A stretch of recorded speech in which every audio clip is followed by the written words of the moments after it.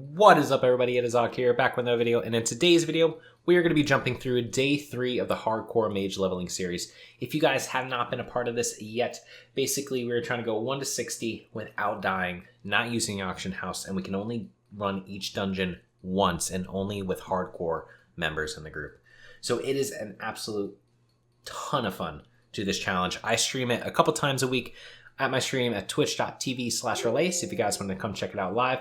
We're going to be jumping into day 3 today, and holy crap, there were some really close calls and some really funny moments today. So the first thing that we wanted to do to start the day was to test AOE grinding, because I knew that I was close to a level and the quest I was about to go do was going to be pretty tough. So I decided to start messing around with Flame Strike and Arcane Explosion and see how many mobs we could kill at once. 2 was pretty easy, so we're like, you know what, we could probably take on 3. And why not a 4th? Because, you know, it'll be fun. Fortunately, I had a lot of pots reserved because do not pull 4 mobs when you are at this level, especially not mobs like cats. But ultimately, we did ding level 18. So the first clip of the day comes from Harpy Ambushers. And you might probably remember this quest. It's in northwestern Barrens. And basically, there's a bunch of harpies, and you got to kill them for their feathers or talons or something like that. And then you have to come back and get their lieutenant rings. So I'm on the lieutenant rings part, which is kind of tucked away in the back corner. Now, the issue with the lieutenant rings part, so you have to kill mobs that potentially are slayers, so like the one I'm targeting right now, who has execute, or there's also ambusher mobs, which are stealth mobs. So when obviously you don't have much gear because you can't use an auction house, or when you can't really have any gold to buy any gear from vendors even, it makes it a little bit scary. You know, you have 417 health, and so there's a potential that you're going to be taking some serious damage. So let's see what happens. But I'm going for it. I'm going to drag them all together. Oh, there he is. There he is. Oh, God, there's 2 of them. There's 2 of them. Bail. Literally 2 ambushers.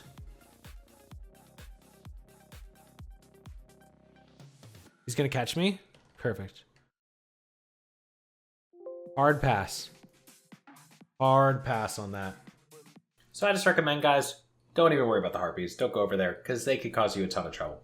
Once I got done with some quests, though, I decided I should get up my first aid because in the event that I do get ambushed by some mobs, probably would be good to have wool cloth bandages just because they're going to heal a lot more. And especially with my low health, they could be really nice to use when I get a Nova off or something like that and I need to heal up a little bit before I kill an extra mob. About 1 hour after we dinged level 18, ran over, turned this quest, and dinged level 19. So with this clip, I fortunately didn't die, but this area can get kind of risky, guys. So basically, this is in the Barrens. It's for Adventure Co-Quest. You have to go and break all the different parts of this valve system. And so you have to interact with this console in the middle. But every single time that you interact with it, it will spawn more mobs. So if you're a lower level, I was level 18 when I did this, so it wasn't really a problem at all.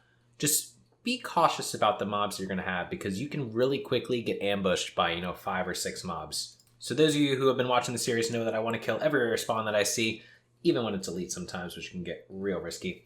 And so here is a rare spawn, and this has the potential to drop a staff. And so my chat alerted me before I even killed it that it could drop a 6 staff, I think with plus fire damage or something like that. And you can just tell from my reaction. Just feels bad, man. Feels bad. This next clip, guys, is the most terrifying part of the leveling experience that we've had. And I'm just only going to let you guys roll with it and listen to what happens. But just so you know, so you have some context, these raptors have an ability called Thrash. Thrash hits you based on charged attacks, which if it's not hitting you, it's charging attacks. It can hit you up to 5 times at once. Just watch this clip. Better than that, but shit. Do I go for 3 here or just 2? I think we go big or go home.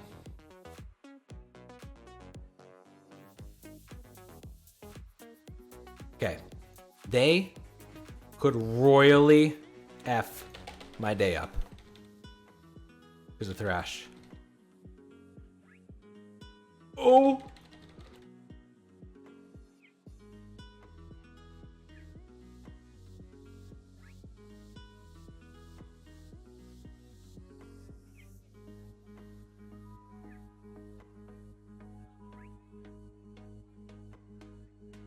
So 18 to 19 was pretty fast, but 19 to 20 took a while, lots of quests and grinding and things like that. But coming in here is level 20. So I finally hit level 20 and I'm like, oh yeah, I feel great about myself. You know, we're about to get Blink. I'm so excited. Just let me finish up this one quest real quick.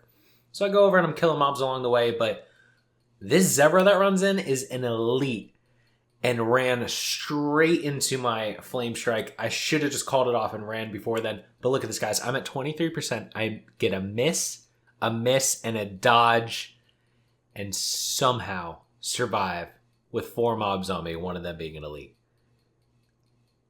I should not have lived through this. I think I almost killed that. Yeah, I almost killed that plane shredder, and that's why he ran away. So after we took a quick breath, realizing that we didn't die, we decided to go over and do Whaley Caverns. Now, I made sure that everybody in the group was hardcore because that's a requirement, but Whaley Caverns is really good to do. For mages, for specifically, there's a staff that you get that I really wanted to get, and then the 10-slot bag, and then somebody in my chat actually mentioned that if you turn in the Glowing Bright Wood Shard, or Glowing Shard, whatever it is, that you get off the last boss, you also get some really good shoulders too. So highly recommend doing Whaley Caverns if you're a hardcore. Now, most of Whaley Caverns was pretty smooth. We had some, minor patches, but nothing, more than when your entire group decides to ditch you. So right here, we all jump across. I'm like, all right, cool, let's keep on going. So I go over to fireball this mob, and I'm just having a good time damaging him down and everything. And then I kind of realize he's not really going down much. And then I realized that everyone was behind me, and I'm like, wow, why the heck is nobody over here? Turns out this kind of started a saga for the next about 10 minutes where people could not make that jump. And ultimately, the entire group jumped down to try to go with the person who didn't make the jump, not the person who had a mob on him. And so I'm freaking out. I'm like, holy crap, this might be the end. I blink off the side. I'm like, all right, I'm going to try to get the kill on him. And then he starts hitting me a couple times, and I'm down to 22%. I'm like, I don't even think I can jump at this point. And then he throws a lightning bolt at me. I'm 20%. I just say, you know what, screw it. I got to go. Jump down, and I live. Keep the group together, guys. But this started some really, really funny parts. So as I said, there was a jump that some people had some issues with. And so this started basically a series where we're trying to jump onto this rock to reset the one mob that pulled, and then we realized that it didn't pull any other mobs, so we're just going to kill it. But once we do that, we're like, all right, well, at least we can finally move forward. Or so we thought. Unfortunately, for some reason, this druid and this priest couldn't make this jump. And I'm not joking when I say that we were standing here for about 3 minutes while this was going on. So I'm scouting out the next place. I'm like, oh, they'll make the next jump. And then I'm like, you know what?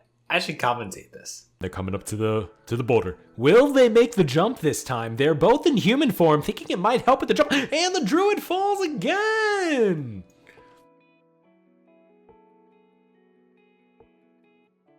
These two got some hair this time.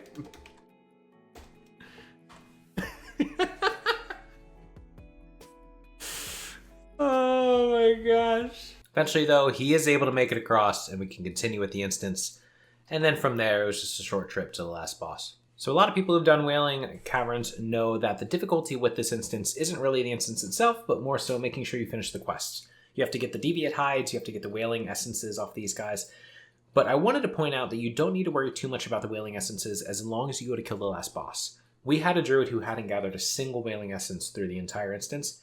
Literally go from 0 to complete in the quest because there's so many of those little slimes at the end of the quest. So don't worry about that too much. Deviate Hides, though, if everybody in the quest or everybody in the instance has the Deviate Hide quest, you're going to struggle a lot to get those finished. Ultimately, we were able to reach level 21, and that is where we called it a night. We had a ton of fun today. There were a lot of close calls, and it is getting pretty darn difficult. I've given up mining at this point, and I'm just, going to go full herbalism and figure alchemy at least can carry me somewhat through pots and things like that. And then eventually I can go back to mining to rush engineering down the road. But for now, I'm just going to focus on getting up as many herbs as I can to make it as easy as I can and as safe as I can down the road. All right, everyone, that wraps up today's video. I hope you all enjoyed it, and if you did, please subscribe and leave a like and a comment below to let me know so. And if you guys have any other ideas for any other videos, please let me know in the comments below. Also, check out the description for the Twitch where I do all this live, and also for my Twitter and Discord where you guys can be notified of any future updates and when I'm going to go live on stream. So I'll see you guys in the next video.